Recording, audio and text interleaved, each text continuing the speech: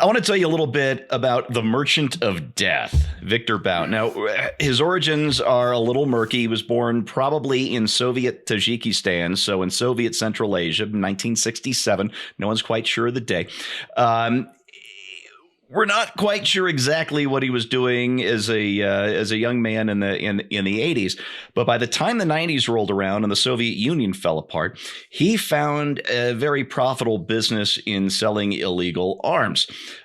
Ukraine at the time, for example, was just a hot mess. They had all of these top flight Soviet weapons because most of the Soviets' good stuff was in places like Ukraine, closer to NATO than in Russia itself. So Ukraine had all of these high-tech weapons, state-of-the-art stuff that they had no use for, and they had no money. They couldn't even pay their military officers. So if a guy like Victor Bout shows up with some cash to some former Soviet army base in Ukraine, and a general who hasn't been able to feed his family that week is given a sizable offer for whatever it is he can pass along. Yeah, something like $32 billion worth of weapons were stolen by Bout out of Ukraine in the 90s. Just a significant number of things. He spent the 2000s, the early part of the 2000s, getting heavily involved in Africa, selling whatever it was to whatever thug, kleptocrat, warlord, whoever it was. This guy, Victor Bout, was getting him weapons. He finally got arrested in Thailand in 2008. It was part of a DEA sting. He was trying to sell, he thought, Soviet anti-aircraft missiles to the FARC, communist revolutionary guerrillas in Colombia. So we're talking about our backyard here. He was finally extradited to the U.S. in 2010 after 2 years of negotiations with Thailand. And he was convicted in 2012 of approximately everything and sentenced to 25 years in prison. Pardon me. I started to say the Soviets. The Russians have been trying to get him freed since he was first arrested in Thailand in 2008, and they really haven't stopped this effort whatsoever. Just a deeply bad guy, and he was working, by the way, with, for, and at the behest of Russian intelligence when he was doing all that nasty stuff in Africa in the early 2000s. So Moscow knows who he is. He's done them a lot of good work, and palms in the Kremlin were greased by this guy. Yeah, a lot of grease. So I wanted you to know just who Victor Bout is because he's the guy that President-ish Joe Biden just traded for a very ingrateful anti-American black lesbian female basketball star who was dumb enough to bring her personal pot stash into Russia on a trip there. Scott, I want to start with you because you're usually the nicer one in this group. I can't even get my hands around this, my brain around this enough to answer a sensible question because I'm so mad. I'd be glad to just jump right in. Yeah, was this a good deal that Biden made? Well, Anthony Blinken, the Secretary of State, said it was basically the deal that could be made. It was the deal that was on the table. There was no other deal available. They couldn't make a deal for that discharged former U.S. Marine who apparently speaks like he has like 4 citizenships. He's a citizen of like Ireland and a couple of other countries as well as the United States. Anyway, they couldn't make a deal for him, but they could make a deal for Britney Griner, the WNBA player and former Olympian. And so they took the deal they could make. So that's the excuse coming from the Biden administration. And by the way, I need to make 2 corrections. And this is another factor because we read everything. I believe Victor's last name is pronounced Bout. And also that he was born in Uzbekistan. So it's pronounced Bout. Okay, my bad. Again, this is what I get for reading everything. I never think watch it's TV. Bout. I think it's Bout. I could be corrected. Okay. I'm sure that's why God created the comments section. Indeed. But anyway, just imagine being Britney Griner for a moment and being able to go through the rest of your life and saying to people, because I inadvertently forgot to take my hash oil stash out of my carry-on bag, the Merchant of Death is now free in the world again. I mean, this is a guy who's the classic arms merchant who was selling weapons to both sides of an individual war. He would sell it to the rebels and to the government at the same time when they were shooting at each other, all with Victor's weapons that he had procured for them. So, it made me think, we always say we won't leave any American behind, and I think that's a great instinct. But it's like, to what extent are you willing to risk a greater evil to keep that creed, even in the face of the fact that you've got somebody who, through her own stupidity, at the very least, wound up in custody? I mean, who goes to another country? Every time I travel, if I go to Pennsylvania, I'm going through my bags to make sure I don't inadvertently have something in there that shouldn't be in there. Not that I have hash oil or anything, but I'm going through and saying, okay, I don't want to pack anything that I don't absolutely need. Could I have possibly dropped a penknife in my carry-on? Unlikely, but if I did, before I travel, I would have found that penknife and it would be gone because I don't want them to confiscate it at the TSA checkpoint. But how do you, a world traveler like Britney Griner, make the excuse that, oh, I forgot that my hash oil was in the suitcase? So, then does the entire U.S. government say, okay, we need to get her back. What can we trade for her? And Vladimir says, hey, we've got this guy, Victor Bout, who's been cooling his heels. He's only about half done his sentence, but we sure would like him out because you know what? He was the FedEx of Russia.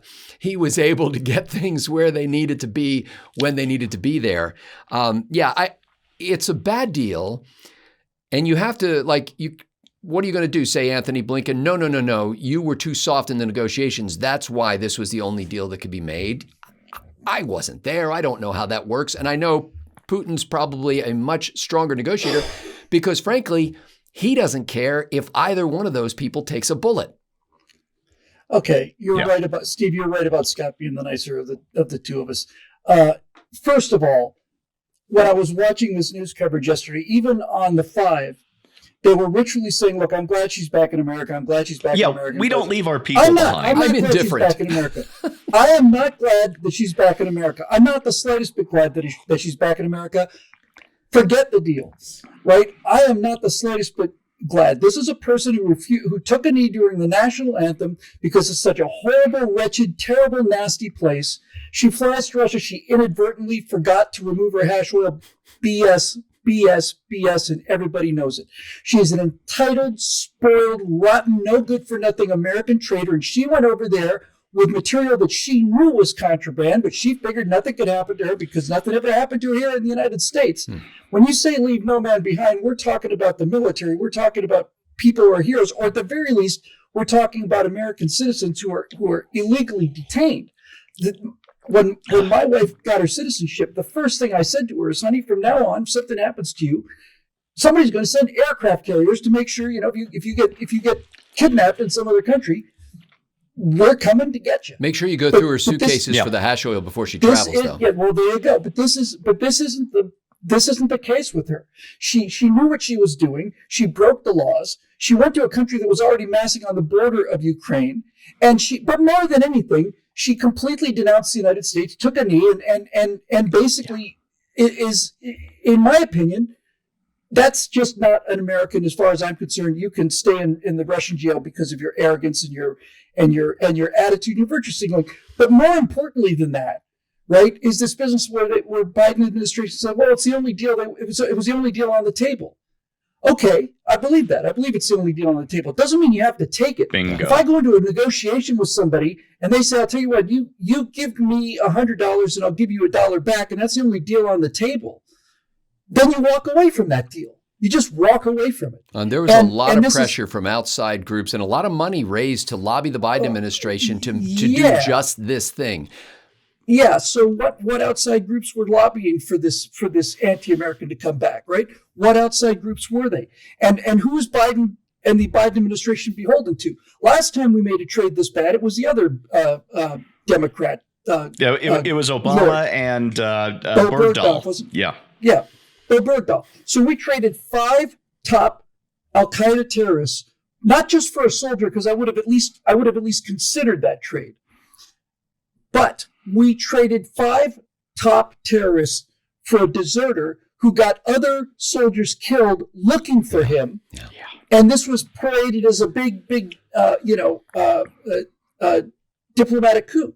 And as many people have pointed out, now all you need to do if you want to get Russians out of American jails, just find some American who's speeding or whatever the case, arrest him, lock him up. But make sure if you're going to arrest an American in order to swap him for a major Soviet asset or Russian asset, be sure to make sure that they're either at least black, gay, or women. One of those. All 3 is a home run, because this whole thing was about the fact that this was perceived to be a win for the Biden administration because it made his base happy. Yeah. And my base would have been to get the Marine back. And my base would have been to get the Marine back and not trade for this guy who, look, the guy is a weapons dealer, right? He has undoubtedly got arms stashed around the world. They're just sitting in warehouses someplace. He's got them sitting there, and he can't access the money because he's in prison. But no question he's got them. And the reason Putin wants him is because he needs weapons. He needs new weapons, and these things have been basically warehoused someplace. Yeah, there was no outcry from the common Russian man or woman saying, "Free this beloved hero of Mother Russia." So we spend, what was it so far in Ukraine? $100 billion in Ukraine. Okay. It's getting up there, yeah. We're fighting Russians, and they're our geopolitical enemies, so I don't have any problem with that. But what we just did was we've sent $100 billion to the Ukraine, and now we've just sent an enormous arms shipment to the Russians to kill Ukrainians with, and all of this to get this entitled, spoiled, nasty, ungrateful, horrible, wretched person back to America? No, no. I am not a fan of this deal, and I think it's bordering on treason to release somebody who is that valuable to the enemy in exchange for an anti-American person who was guilty of the charges, right? It's not like they were trumped up charges. It's not like they kidnapped her off the street. Whelan was convicted of trumped up charges. Yes, exactly. And he's a patriot and he's a soldier. That guy you want to get back. But no. He's going to stay in rotten prison because he's not part of the alphabet mafia. Yeah. It is. And this is the world we live in now. And Details leaving of this behind deal- Marines is what Joe Biden does. You know, details of this deal aside, and let's pretend Victor Bout wasn't involved in this. It is interesting to me that the United States will, under any administration, try to get back the person who protested against the U.S. government. So, like, we will make an effort to go get that person and retrieve them, bring them back to the United States. And that is, I don't know how many countries, you know, if somebody had refused to salute the Russian flag or acknowledge Vladimir Putin in some way, and we were keeping them prisoner in the United States for no other reason, unrelated to arms trade or whatever, I don't think Putin would care.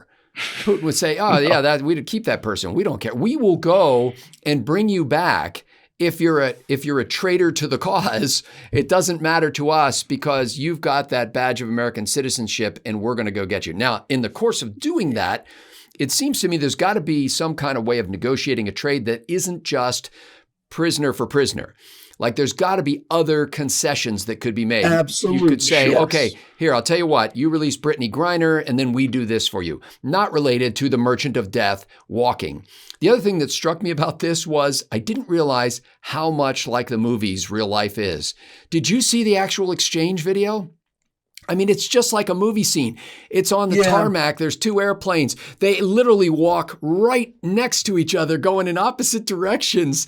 And, the Russian guy who's escorting Britney Griner goes over and hugs Victor Bout, and then Britney peels off and goes to the airplane that she's going to. I mean, it's just like you see prisoner exchanges in the movies. And I thought, I had no idea they really did it that way. That seems so silly, but I guess that's the only way to confirm that it's actually happening.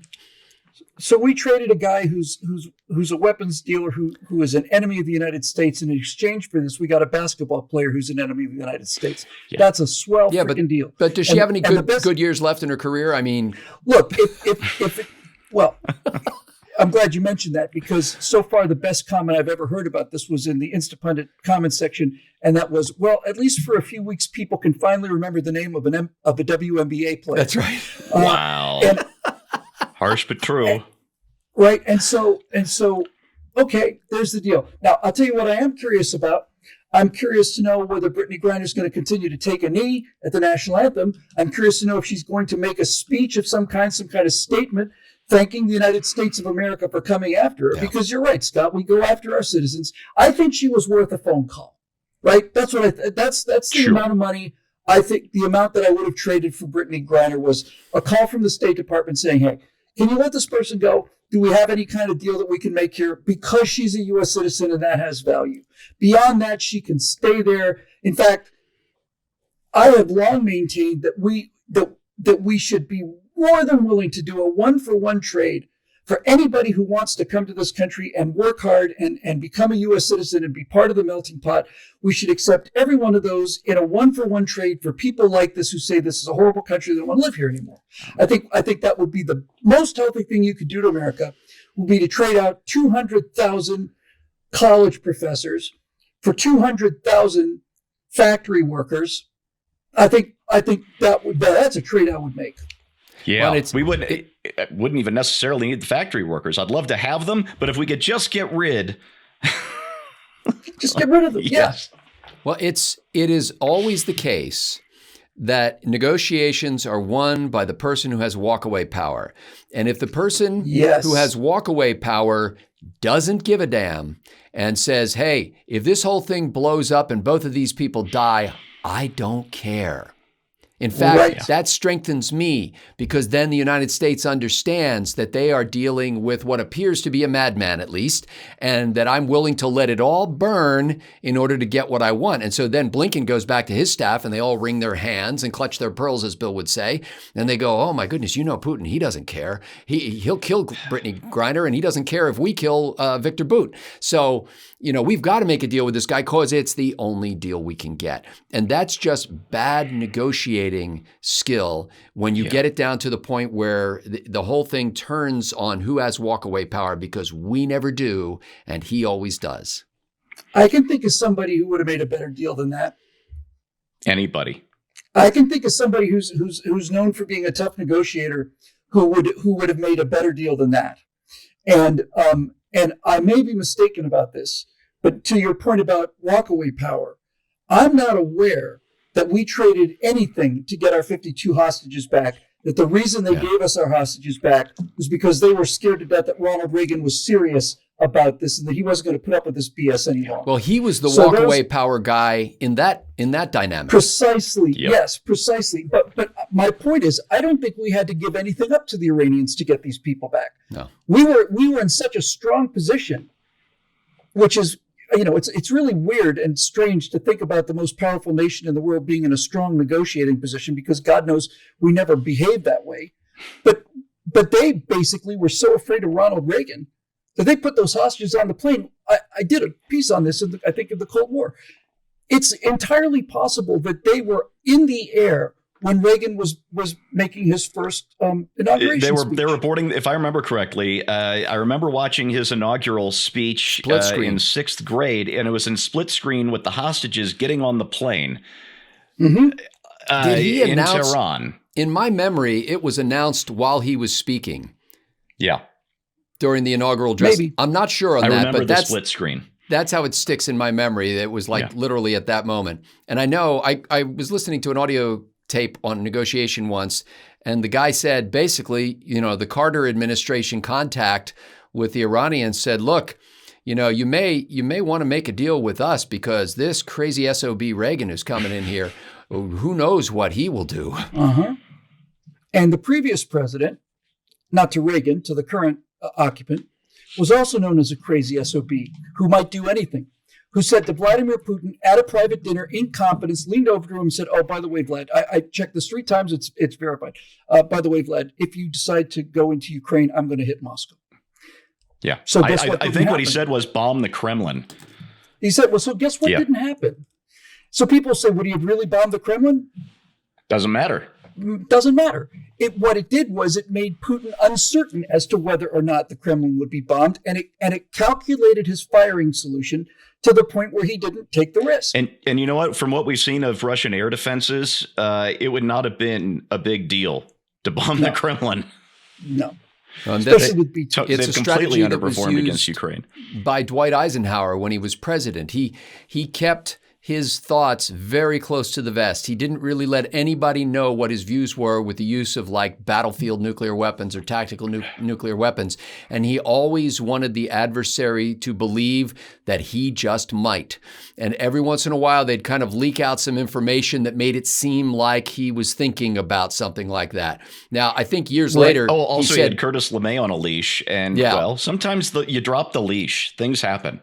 But I think later he said he would not have done it except under the most extreme circumstances. Sure. But he could not let the Russians know at the time that he would not have done it. They had to believe that he might.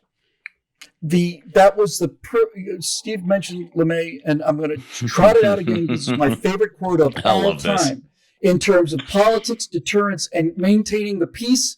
Not maintaining war, not going to war, maintaining the peace. This is how it works. You have a president who seems like a reasonable guy, but with a real clear idea of what America's interests are and the willingness to defend them. And he can be the reasonable person who has a number of options. But the defense secretary needs to be perceived as a rabid dog that is straining at the leash to launch every single weapon we have because he wants to see them in action. And Curtis for no other reason. Curtis LeMay, by the way, Curtis LeMay was the guy who before he took over Strategic Air Command, it was LeMay who sent the B-29s into firebomb Tokyo and firebomb Japan at low altitude because we weren't getting any results at high altitude. So LeMay is like, so you already know what Curtis LeMay is before this point comes up. So then LeMay's in charge of the Strategic Air Command, right? At the time, we really don't have the sub-base missiles. And so the bomber fleet is essentially our primary nuclear deterrent. And the Strategic Air Command, which is no longer around, had the coolest logo of all time. It was a shield with a gauntlet. It was a steel fist. It was a gauntlet, and it's clutching a lightning bolt against a blue sky with stars in it. It's awesome. And below that, on the crest, it says, "Peace is our profession."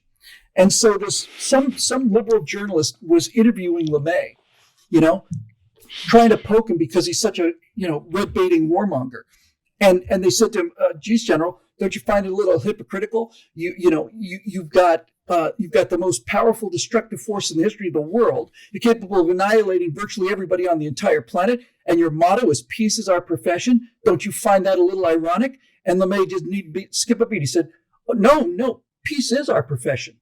War's just something we do for kicks." Perfect. And when you got a guy like that there, no one's going to mess with the big dog. But when you have things like this craven withdrawal from Afghanistan and all of these, well, I guess if it was just a cross-border incursion, we probably wouldn't do much about it. You might as well just roll out a red carpet for the guy. He's not going to have an opportunity like this again with this kind of weakness. So, yeah. Look, Biden didn't cause the invasion of Ukraine, but he could have stopped it. And I don't mean stopped it by putting tanks there. He could have stopped it by it was probably inevitable after the bungled Afghan bug out. Yes, and just to wrap this up, because this thing needs a nail driven into it, this Griner exchange. The Soviets respected Ronald Reagan when he came to office, but they thought he was essentially a paper tiger, that he talked a tough game, and the Iranians caved when they didn't have to. And Reagan was in office something like 3 or 4 months when he was confronted with the PATCO strike, the Air Traffic Controllers strike, Professional Air Traffic Controllers Organization. They decided they're going to go on strike. Reagan said, "You're a public service. You're government employees. You're not allowed to strike. You're not allowed to. It's in your contract that you signed that you can't strike because you're essential personnel." And they said, "Well, okay, then we won't strike. We'll just all call in sick that day. We'll just call in sick until we get this price raise that we want." So Reagan says, any controller that calls in sick on the morning of Monday, the whatever ever, will be fired. And something like 18,000 or something called in sick. Fired. And he fired. Now, the Soviets are watching this. Yeah. And prior to it actually happening, the Soviets said, look, he's just another tough-talking guy. He's a cowboy. He's an actor. He's just, we don't need to take him very seriously.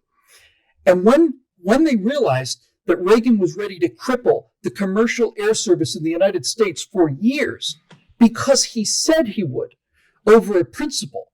Once Reagan did that, then the Soviets they spent the rest of the Reagan administration and the Bush administration in absolute fear of this guy because he believed in principles and he was willing to act on them and make sacrifices for the principle. He's basically going to cause enormous economic damage to the United States because they were in an immoral position. They were in violation of the law. And so you're fired. And they did fire him. And then they had to bring in all these military controllers and bring back retired guys. Oh, it's nuts, it took us 7, 8, 10 years to get ATC back on track. But the Soviets, from that point forward, the Cold War was over. And that's the heart. On its way up. Bill, what you just said, I think, is the heart of this Britney Griner thing, because the difference between that and this is that this was purely transactional. There were no principles on the line. Correct. Scott, Correct. to wrap this up, I'm going to argue that there was a principle on the line. But before I say what that is, I just want to say a couple of things. One, I don't care that Britney Griner is gay or black or anything else. I don't even care that she plays basketball because I don't care about basketball at all. College, professional, it's all just lame to me. It's not my sport. I do care that she's anti-American, but mostly I care that she's an idiot. Don't bring drugs into Russia is the free center square on your international travel bingo card. She knew it, and she knew it. Of course she knew it. She's entitled. Yes. She's just, she's a protected class. Of course she knew it. But, she just thought nothing would happen. But here's where I'm going to just have a slight disagreement with Scott here about the principle thing. There was a principle involved here, and it's domestic politics. Usually when I gripe about Democrats, I'm referring very specifically to Washington elected officials and all the left-wing bureaucrats. Democrat voters, you are my fellow Americans. Yes. We have our differences. That's fine. However, this was all about domestic politics. This was about President Joe Biden bringing home a celebrated multi-sectional minority because there is a constituency of Democrat voters for whom it is more important to bring home an intersectional anti-American who is guilty than it is to bring home a decorated United States Marine who is imprisoned on trumped up charges. And to those folks, we've got differences here that these are too wide. You got to come home because there's no bridging this gap. You dug that gap. You got to fill that in if we're going to share this country. Yeah, and if you want to, if you don't want to salute a flag, go move someplace where you can salute the flag. Okay, that's the way I look at it. All right, and that wraps up your right angle on that.